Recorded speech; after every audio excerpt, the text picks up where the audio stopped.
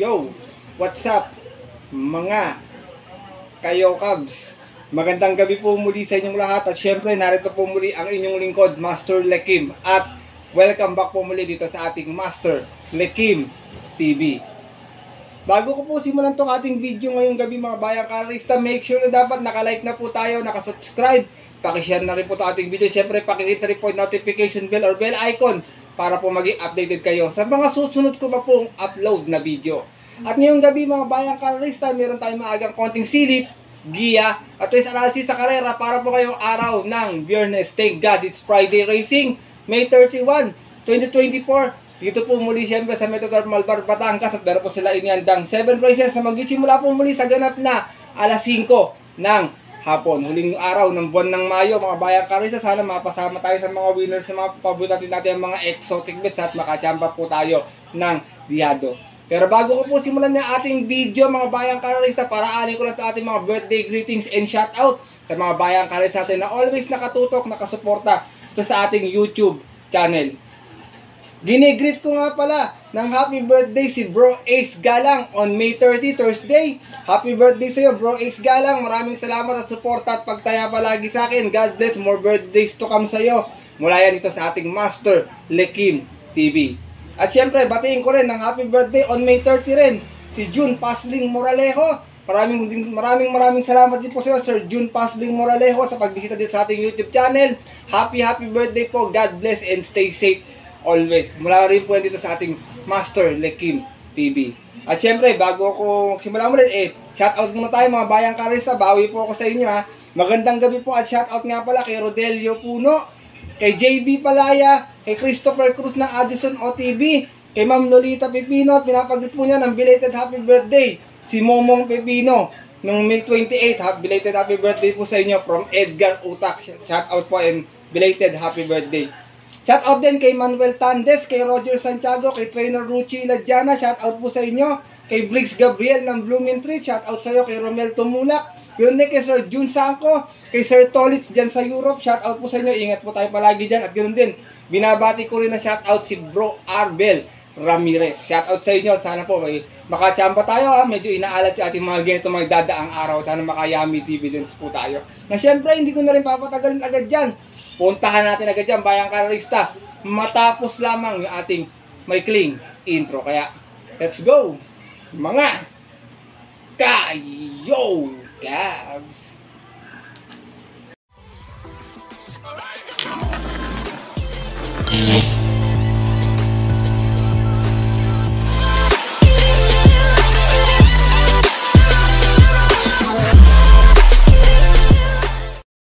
At gaya nga po nang nabanggit ko kayo na sa ating intro, meron tayong muling 7 races na lalargaan ngayong araw po ng Biyernes. Medyo mahirap yung ating karera. Alam niyo po, medyo mahirap talaga. Madalas nagkakadiyado, kagaya nung nanalo kayo na si Leviathan, Dihado, mga bayang karera. Sabihin nyo, outstanding favorite po yung test. Talagang yung mga nagtagal na sa maiden, biglang nakakachamba po ng Dihado. Kaya kung may mga kursunada pa po kayo maliban po sa mga giyang ibibigay ko ngayong gabi huwag niyo pong kalimutan isama sa inyong diskarte at mga quota. Paalala, wag magbubura, bayang kalerista. Kaya ito, simulan ko natin mga konting silip at giya. Wala na pong patumpik-tumpik pa. Siyempre, good luck po sa inyong lahat.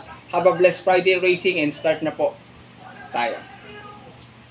Race number 1, start na ating winner take all event for cervical cancer consistent month. 1200 yung ating distansya hanggang last race po At sa 20-year-old and above maiden, meron tayong 6 runners na maglalaban-laban.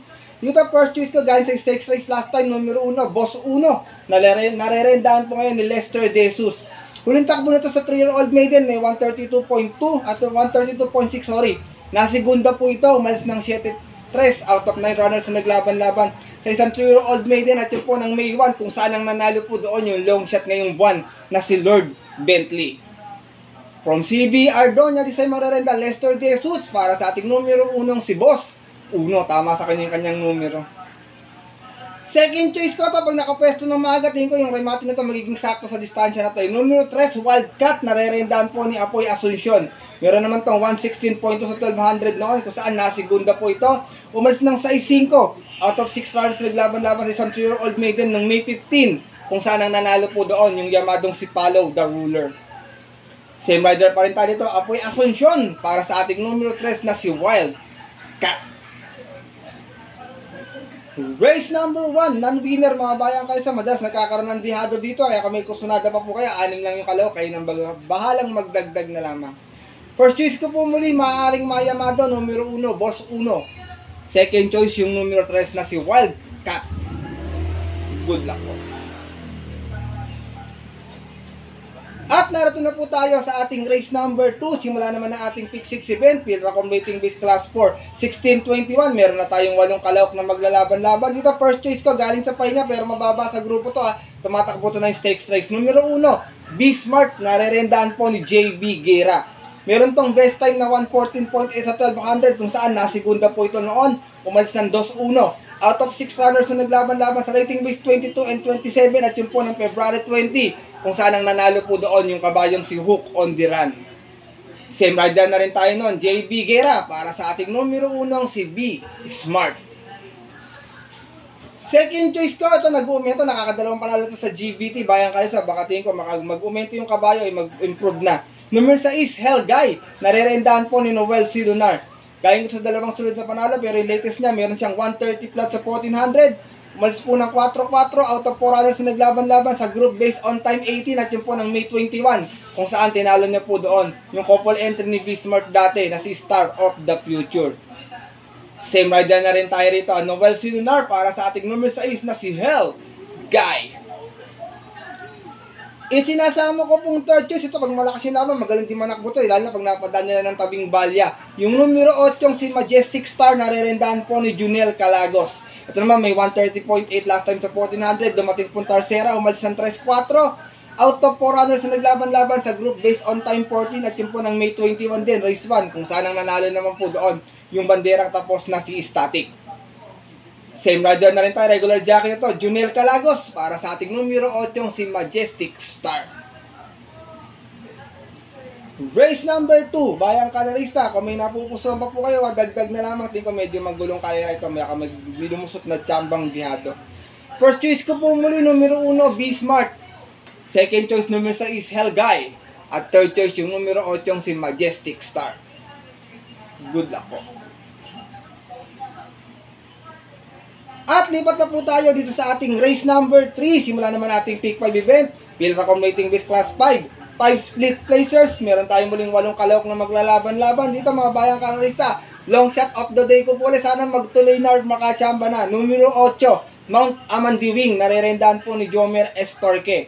Meron tong 117.8 last time no. Natarsera po ito. Umalis ng 7-7. Out of 7 runners na naglaban-laban. Same rating based in fortune po ng May 5. Doon po sa karerang napanalunan ng kabayong si Barayong. Same rider na rin tayo dito, Jomer Estorque para po sa ating long shot of the day na numero 8 si Mount Amandiwing. Second choice ko galing sa mahabang pahinga, numero 5 Andrews Bet, narerendaan po ni Ponjak RJC Tabor. Ito namang si Andrews Bet may 115.6 sa 1200 na best time, dumating pong pang-4. Umalis ng 2-3 out of 8 runners na naglaban-laban sa rating base 6 and 10 po po ng January 3 kung saan ang nanalo po doon yung kabayong si Modern Verde.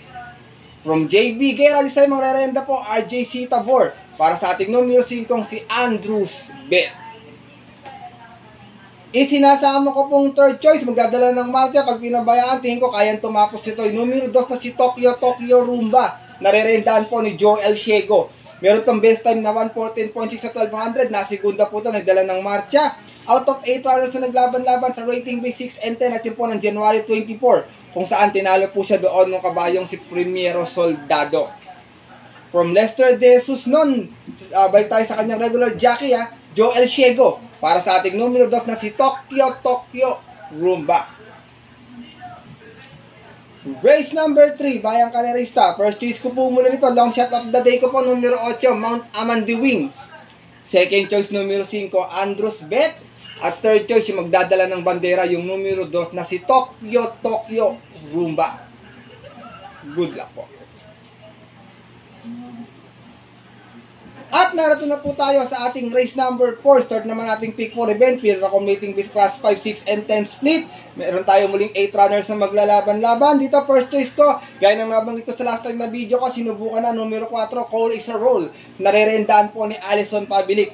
Meron tong 116.2 last time, na Tarsera po ito, umalis na 4-4 out of 8 runners na naglaban-laban sa rating base 6 and 10. At yun po ng May 15 kung saan ang nanalo po doon yung dihadong si Sun Moon Lake. Same rider na rin tayo dito, Alison Pabilik para sa ating numero 4 si Cole is a roll. Second choice ko, horse to beat, tingin ko numero 7, Iceman, nare-rendahan po ni Pabs M. Cabalejo. Meron naman tong 116.4 kung saan nasigunda to noon last race, umalis ng 3-2. Out of 8 runners na naglaban-laban sa rating B6 and 10 at yun po ng May 19 kung saan ang nanalo po doon yung banderang tapos na si Hang Luz. Same rider na rin tayo, Pabs M. Cabalejo para sa ating numero 7 si Iceman. Isinasama ko pong third choice, nagbabalik pista. Baka madihado pa, numero 5, Aki Holly. Nare-rendahan po ni Elvin Abrea. Gamay ito ni Elvin Abrea. Meron tong best time na 114.4 sa 1200 kung saan nanalo po siya noon. Umalis lang ng 4-4. Out of 8 runners na naglaban-laban sa rating B6 and 10. At yun po ng January 10 kung saan tinalo niya po doon yung kabayong si Princess Serena. From JB Hernandez, isa yung magrerenda, Elvin Abrea para po sa nagbabalik pistang numero 5 si Aki Holly. Race number 4, mga kayokads natin dyan. First choice ko po muli rito, numero 4, Cole is a roll. Second choice, numero 7, Iceman. At third choice, yung numero 5 si Aki Holly. Good luck po. At narito na po tayo dito sa ating race number 5. Isa naman itong field accommodating base class 5, 11 to 15. At meron tayong muling 8 kalahok na maglalaban-laban. Dito, magandang kalera, baka magkadihaduan din bigla. First choice ko, numero 5, Flamenco Das. Nare-rendahan po ni AP Navarroza. Meron tong 119 sa 1200 last time sa Vicious Run. Nanalo po ito, umalis ng 1-1. Out of 2 runners na naglaban-laban. At yun po ng May 21, tinalo niya po doon sa Vicious yung kabayong si Mr. Brown. Same rider na rin tayo rito, AP Navarroza para sa ating numero 5 si Flamenco Das. Second choice ko, another Novel Silunar, numero 8, Pass Sailing. Ito naman si Pass Sailing, may 115.6 sa 1200. Nanalo po ito noon, umalis ng 6-6. Out of 7 runners na naglaban-laban sa rating B6 and 10 at yun po ng February 21 naman. Tinalo niya po doon yung matuling si Ivan. Same rider na rin tayo rito, Noel C. Lunar para sa ating numero 8 si Pass Sailing. Isinasama ko pong third choice. Ito maganda tinakbo last time, medyo pa-aumento pa sa inete. Numero 6, Laguna de Bay. Nare-rendahan po ngayon ni Boji Henson. Last run, Tarsera sa 1200, may 115.2. Umalis ng 3-2, out of 8 runs na naglaban-laban. Same rating base po po ng May 22. Kung saan, ang nanalo po doon yung dihadong si Mr. Manillennial. From Apprentice A.R. Ramos, this time magrerenda, Boji Henson muli para sa ating numero 6 na si Laguna de Bay. Race number 5, Bayang Kalarista. Kung may napupusuan pa, maaaring magdagdag na lamang po ng sariling kursunada. First choice ko po muli, numero 5, Flamenco Das. Second choice, numero 8, Pass Sailing. At third choice, yung numero 6 na si Laguna de Bay. Good luck po. At narito na po tayo sa ating penultimate race ngayong araw po ng Biyernes. Sa itong field na accommodating base class 4, 22 and 27, meron tayong muling 8 kalahok na maglalaban-laban. Dito, gaya rin na nabanggit ko sa nakaraang video ko, first choice ko, imported horse, numero 2, Calendar Girl. Nare-rendahan po ni Boji Henson.